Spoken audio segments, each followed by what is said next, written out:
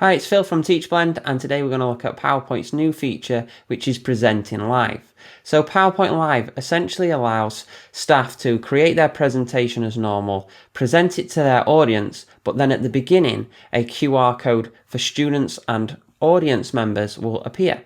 This allows them to then scan this QR code using their phones and follow on the slides using their device. So this is great, for example, if the students are struggling to see the slides, but it also means that they can follow the slides at their own pace and go back to previous slides if they wish to recap information.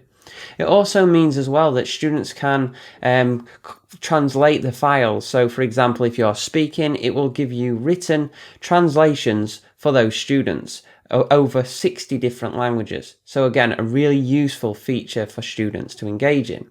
It'll also allow live feedback. So as you're going through the presentation, you can get staff and students or whoever's viewing your presentation to give feedback such as thumbs up and how well that presentation is understood. Finally, as well, you'll get a presentation evaluation, which is great for feedback from your students to see how well they have engaged in the presentation and how much they understood it. You'll finally then get an email summary of all of that information in your inbox and collected. So let's have a look now at how we can use Presentation Live to engage students and ensure that our learning is accessible. So the first thing we need to do is open up online PowerPoint. Now you can actually access this from multiple ways. I'm just going to go into recommended and open up my presentation. Next, choose slideshow and then choose present live. You'll have a couple of options. I'm going to present in my organisation, but you can choose anyone as well. Once this is done, what will happen is it'll open up a QR code your users can scan in using their phone. Now it's worth noticing what you can do is you can actually share this screen in Microsoft Teams. So you can do this as a remote session as well. Once you've actually opened up the presentation, you've got this QR code. The next thing to do for your users is to scan it. So here as a student, I'm going to scan this QR code. Now, because I chose in my organisation, I will need to log in. If you have chosen anyone, the users will not need to log on. But as a student, if your teachers use this option, just log in. As you'll see now, the presentation homepage will open and it will also update how many people have joined. It will also start then to translate into a chosen language. By default it is English, but it will provide a transcript of what the presenter is saying. And you can also then choose per user on their device which language you want. So for example, I could choose French and I could have this presented in French to me, but every user can choose their own language. As you'll see now, while I'm walking through the slides, it will update the user's device so that they can view the presentation in real time on their device with translations. And you can also switch back to any language on the fly as you're walking through. You'll also see as I skip through the slides, this will also update the phone as well and keep you up to date. You can also, as a user, do live reactions, and as you'll see on the presentation screen, these update.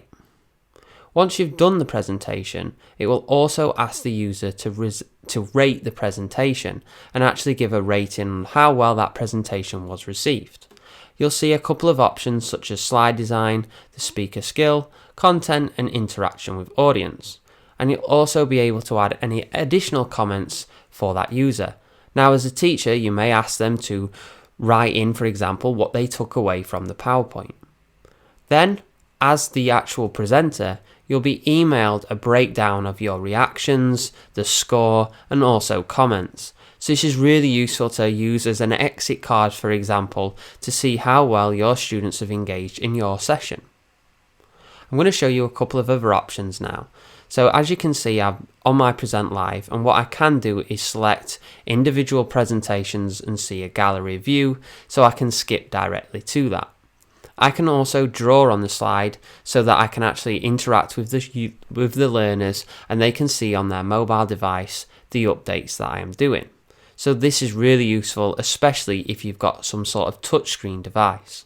The next option is you can actually turn subtitles on for the presentation. So this might mean that some users haven't actually got a device, but they can still see the closed captions. Another option is to press the live presentation, and you can turn off audience reactions. So this is useful, for example, if some people are misusing it. There is more options in there as well, such as being able to end the screen, also go back to the previous screen, which is the join up code, in case you've missed any. You can also click on the live presentation to create links, so you can even copy a link which can be emailed or put on a Microsoft Team to view the live presentation. So there's loads of options. I hope you found this video useful. Please remember to like and subscribe to Teachblend. Thank you.